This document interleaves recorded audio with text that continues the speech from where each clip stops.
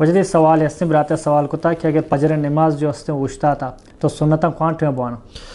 جی وقت ایک فجر جماعت اشتات جو تو آئی پوشتا سنت وانک جائز نہیں چونکہ میں ملکائیں گوانگ اور آئجن کو جا تو اگر آخری رکعت گون کپے تحیات گون کپے سنتاں بوان یہ بالکل غلط ہیں سپیڈ بجن سمجھے نا یہ سنت خلاف ورزی ہیں اللہ نبی فرمائے وقت کہ فرض نماز قائم بو آئی پوشتا ہشت نماز نبی جو فرض نماز قائم بو آئی پوشتا ہشت نماز نبی فوراً برو فرضہ بگر گو اگر تو سنت شروع کتے گا میں سنت شروع کتا اقامت شروع واجب تو نماز فروشاں برو سنتاں بگنا تو نماز فروشاں پرچک نے اقامت بو من سرا فرض قد قامت الصلاۃ قائم نماز قائم بو برو آئی فرضہ بگرانگو سنتاں فدا فجرے گا ماں فرض نماز بعد وقت کت کنا جو سمجھے نا یا کم و تاخیر کنا کہ روش در بھی ہے فدا ما اشراق ٹیم باگو اشراقہ وانا نجگو یا روش در آئے گا چی بعد وانا نجگو تو یہ طریقہ جائز ہے البتہ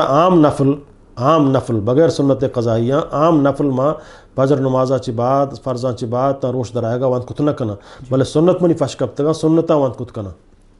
سمجھے نا اودا کو وانت کت کنا اودا میلاتی علماء نہ منی اودا کو وانک منع اللہ نبیہ منع کتا اودا موت سنتاں وانگا عجیب سسٹم ہے